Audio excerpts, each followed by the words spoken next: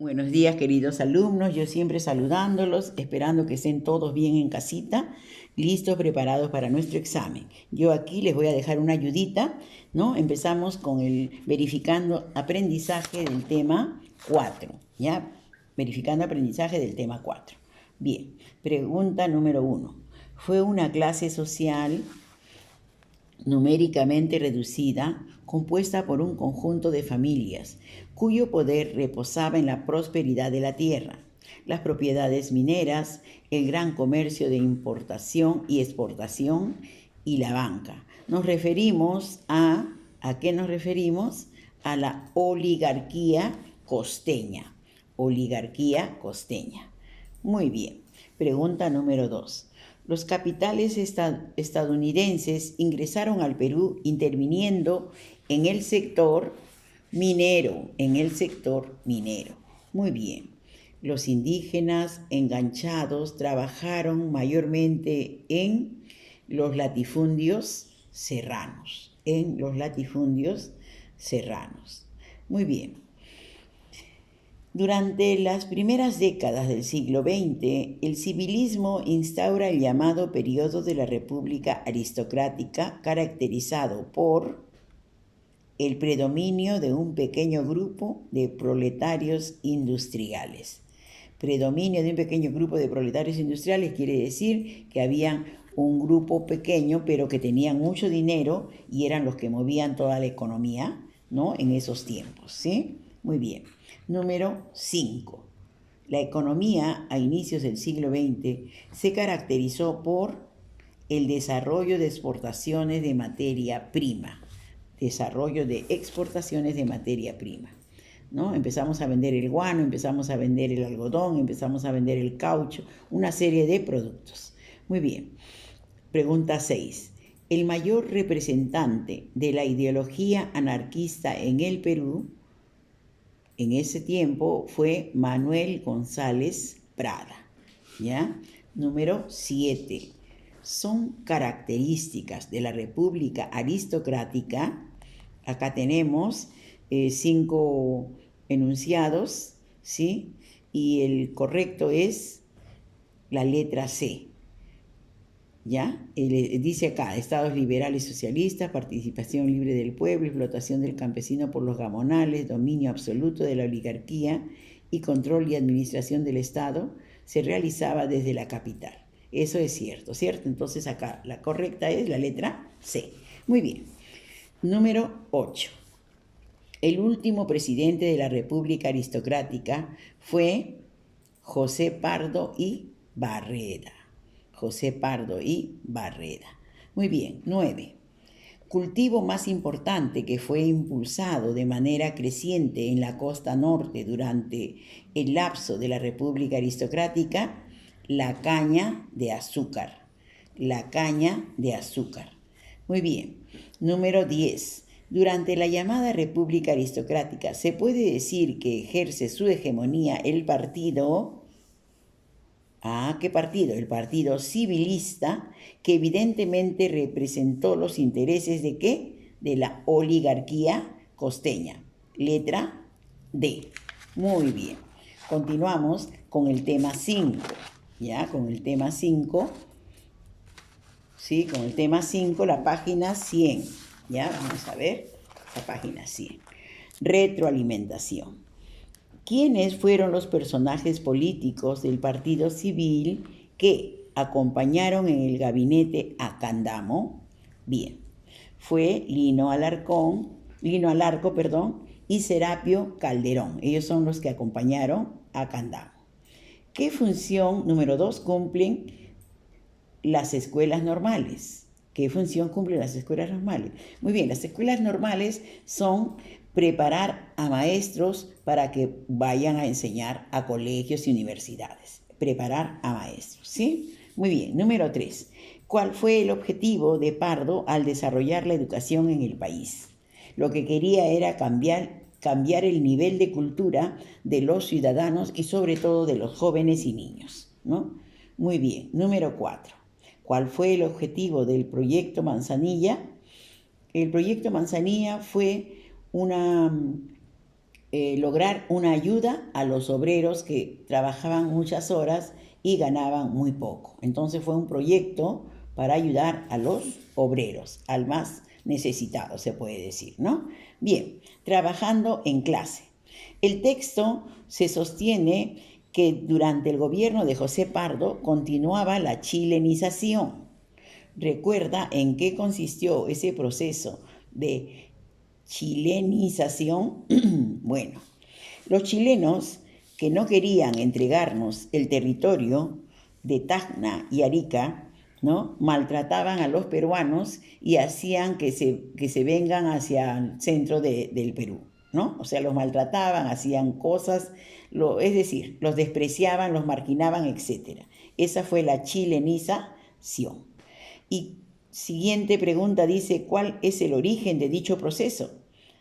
Que debían entregarnos Tacna. Bien, muy bien. Continuamos en la siguiente página, 101, ¿no? ¿Por qué motivo los jornaleros exigían la desaparición de las casas de tratos? Bueno, lo exigían porque en estas casas cobraban ingreso y salida. Por ejemplo, si tú ibas a trabajar, vamos a decir, al colegio, vamos a decir, ¿no? Entonces yo para entrar tenía que pagar un impuesto y cuando salía de mi trabajo nuevamente tenía que pagar otra vez, ¿no? Entonces eso era lo que exigían, ¿no? Los jornaleros, los que trabajaban, que no pagar esos impuestos, ¿ya? Muy bien. Número 2. ¿Cuál debería ser el ascenso del monto del costo diario para cada jornalero según sus reclamos? Bien, debería de ser de más de un 50%, ¿no? Porque, por ejemplo, ganaban 100 y en la entrada y salida gastaban 25 y en su casa, ¿cuánto llevaban? 50 soles para toda su semana, ¿no? Entonces, acá debieran de ganar más para que puedan estar pagando, ¿ya? Bien, ¿qué actividades económicas realizaban los jornaleros? Llevaban, traían, cargaban bultos, cargaban todo lo que tenían que hacer, lavaban, limpiaban, es decir, hacían de todo. Y es por eso que reclamaban también un justo pago, ¿verdad? Muy bien. Número 4. ¿Cuál es tu opinión acerca de los reclamos de esa época? ¿Eran justos o no eran justos? Sí eran justos, eran necesarios, ¿no? Muy bien, continuamos verificando el aprendizaje. Antes de ser presidente, fue catedrático de Derecho Constitucional en la Universidad del Cusco y vocal de la Corte Superior. Asume el poder tras la muerte de Manuel Candamo. ¿Quién fue? Serapio Calderón, que era de su grupo, ¿no? Muy bien, Serapio Calderón. Número 2. ¿Cuál fue el objetivo del proyecto Manzanilla? Presentado durante el gobierno de José Pardo. ¿Cuál fue el proyecto? Bueno, el proyecto Manzanilla era reformar las labores para los obreros. Ya lo habíamos visto, ¿no? Muy bien. Número 3. ¿Cuál es la característica política más destacada del gobierno de López de la Romaña? Bien, fue el enfrentamiento entre el poder legislativo y el poder ejecutivo, lo que ha sucedido en nuestro país hace poco, ¿no? Enfrentamiento en el poder legislativo y ejecutivo. Muy bien. Número 4. La empresa norteamericana Cerro de Pasco Mining Corporation llegó durante el gobierno ¿de quién? ¿De qué presidente? Durante el gobierno de Eduardo López de la Romaña. Muy bien. Número 5. Institución creada para administrar los recursos del estanco de la sal. El presidente inauguró la Compañía Salinera del Perú. Compañía Salinera del Perú. Muy bien. Número 6. La gratuidad de la enseñanza de la educación primaria, así como el ingreso de las mujeres a las universidades, son obras del gobierno ¿de quién? De Manuel Candamo. Manuel Candamo. Muy bien. Número 7. La principal actividad de la República Aristocrática en la Sierra fue la minería. Ustedes saben, el oro, la plata, ¿no? Bien. Número 8. José Pardo y Barreda fue el cuarto presidente de la llamada República Aristocrática, quien fue hijo de ¿quién? De Manuel Pardo y Lavalle. hijo de Manuel Pardo y Lavalle. Número 9. En el gobierno del presidente se afirmó el tratado Osma-Villazón con Bolivia, en el gobierno de Eduardo López de la Romaña. ¿Ya? Muy bien. Número 10. No es una obra del primer gobierno de José Pardo, el tratado de Ancón. Bien, continuamos en el tema 6. El tema 6, en la página 105, tenemos ¿cuáles fueron los tratados firmados por Augusto Beleguía? Bien, los tratados firmados por Augusto Beleguía fueron Velarde Río Branco, el 8 de septiembre de 1909. Polo Sánchez Bustamante, el 17 de septiembre de 1909. Esos son los dos tratados, ¿ya? Pregunta número 2. ¿Por qué Billinghurst decide disolver el Parlamento? Porque no lo apoyaban. No lo apoyaban al presidente y eran civilistas y leguistas, ¿ya? Del anterior gobierno. Muy bien, número 3. ¿Qué fue el Día del Carácter? Bueno, el Día del Carácter asoma la negación del presidente, que van a sacarlo de su aposento y le dicen que firme su renuncia. Pero el presidente, muy hidalgo y muy fuerte de su carácter, dijo: no, yo no tengo por qué firmar nada. Entonces, todos los periodistas que estaban alrededor dijeron que se inauguraron el Día del Carácter, porque él dijo no y no firmó. Bien, número 4. ¿Cuál fue la importancia de la Asociación Proindígena? Bien, la importancia de era un grupo de universitarios, ¿no?, que querían defender los intereses de la raza indígena, porque ustedes saben que abusaban todos de ellos. Entonces estos universitarios jóvenes, ¿no?, hijos también de mestizos y criollos, ¿no?, hicieron esta asociación pro-indígena. Continuamos trabajando en clase. Define los siguientes conceptos. Incidente de la corona. El incidente de la corona es rechazo peruano por la corona de laureles de bronce para la cripta de los héroes peruanos. Esto sucedió. Los chilenos, ¿no?, después de que nos han hecho todos los problemas que hemos tenido, ¿no?, querían regalar una corona de bronce para la cripta de los héroes, pero los peruanos no aceptaron. No aceptaron. Increíble, ¿no? Ese es el incidente de la corona. Acá debajo tenemos pan grande. ¿Qué significa eso? Bueno, pan grande es el apelativo que le pusieron a Guillermo Billinghurst, presidente del Perú.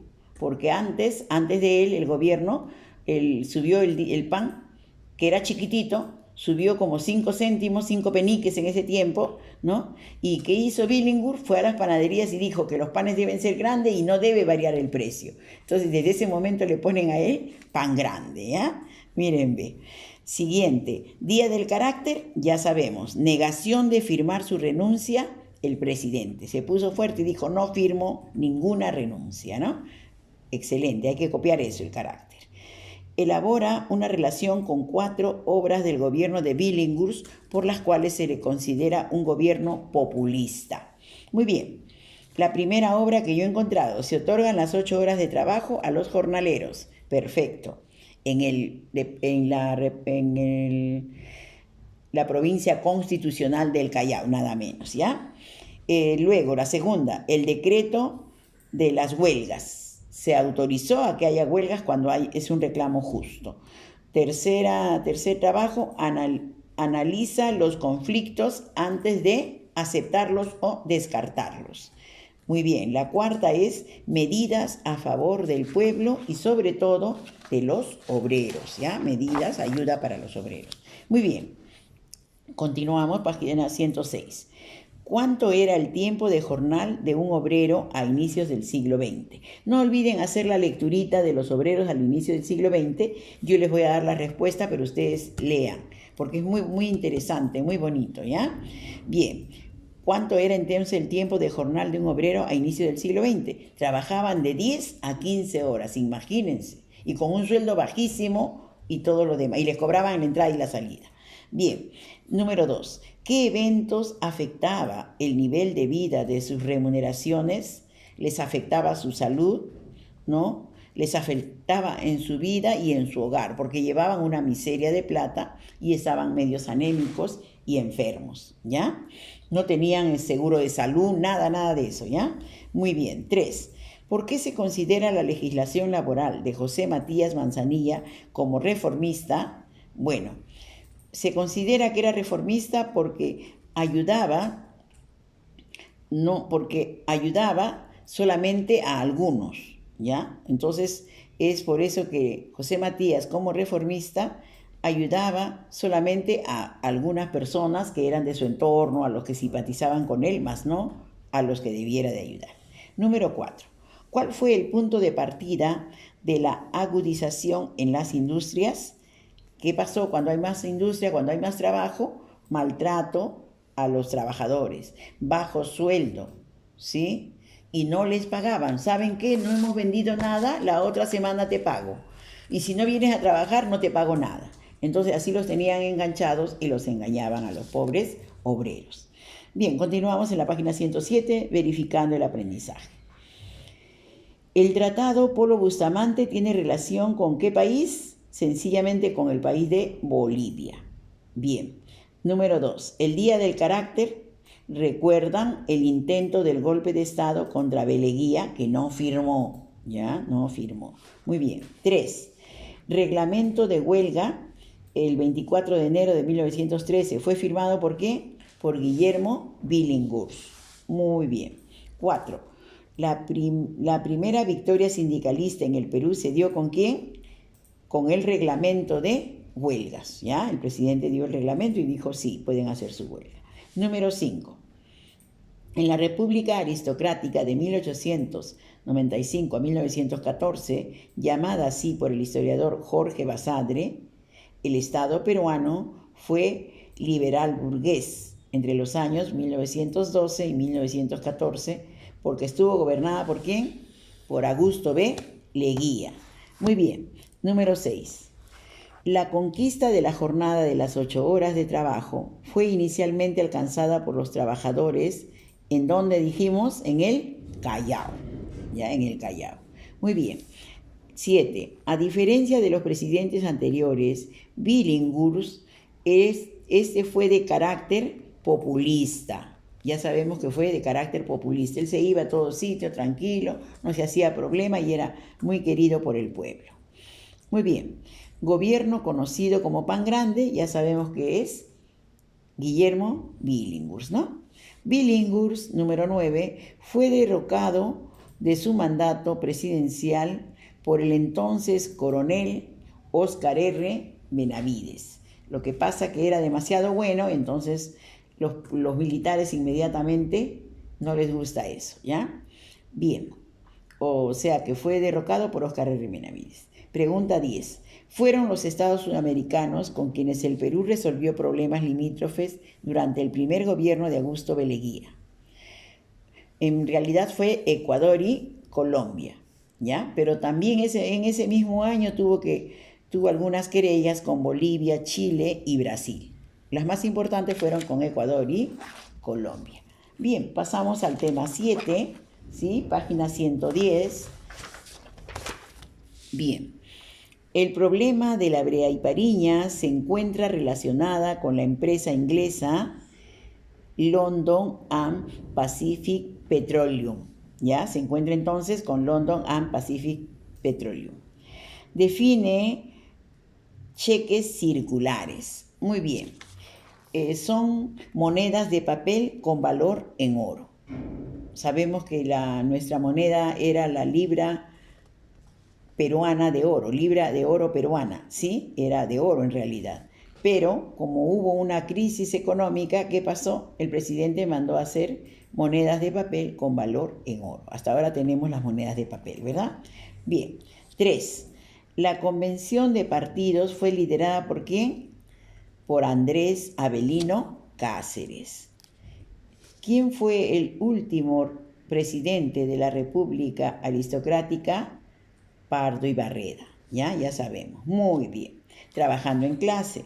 Menciona cuáles fueron los efectos iniciales de la Primera Guerra Mundial para nuestro país. Muy bien. ¿Hubo problemas? Sí. descenso en la exportación de nuestros productos, acuñación de la moneda feble, la emisión de cheques, como les dije, monedas circulares en papel, y una crisis económica terrible. Pero aparte de ello también hay otra. Acuérdense que apareció el caucho. También hay que ponerlo allí con un asterisco, ¿ya? Muy bien. La letra B dice, menciona 3 acciones realizadas o logradas por el proletariado antes de conseguir la ley de 8 horas a nivel nacional. Bueno, se sublevó Teodomiro Gutiérrez.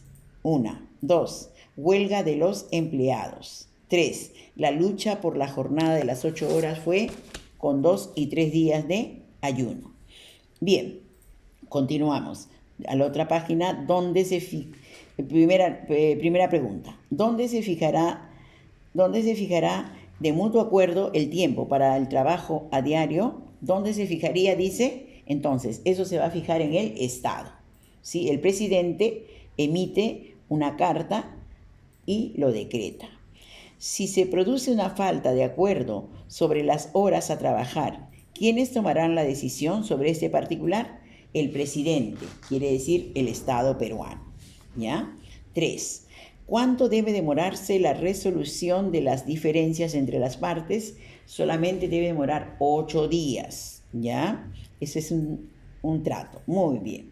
Verificando el aprendizaje, entonces tenemos la número 1. La reivindicación laboral más significativa de la clase trabajadora conseguida en el año 1919 fue la jornada laboral de las 8 horas. Bien, número 2. Durante los primeros años del siglo XX, el mercado de la lana hizo que muchos hacendados incrementasen sus propiedades. Esto provocó una serie de sublevaciones durante el gobierno de José Pardo, destacando la sublevación de Teodomiro Gutiérrez. Teodomiro Gutiérrez. Muy bien. Siguiente pregunta 3. La primera victoria sindicalista en el Perú se dio con la promulgación de la ley de las 8 horas de trabajo para jornaleros del muelle y Dársena. Muy bien. 4. La jornada de las 8 horas en el Perú se implantó definitivamente durante el gobierno de José Pardo y Barreda. Muy bien. Número 5. Indica lo incorrecto respecto al segundo gobierno de José Pardo. Lo incorrecto en las 5 letras, o sea, las actitudes, ¿cuál sería? Construye el Estadio Nacional. Esa es la que no está bien, ¿ya? Continuamos, número 6. A comienzos del siglo XX, la incipiente industrialización peruana generó el desarrollo del movimiento sindical obrero, principalmente en Lima, orientada por las ideologías de ¿quiénes? De los liberales, ¿no? De los liberales. Inmediatamente ellos pusieron su grito.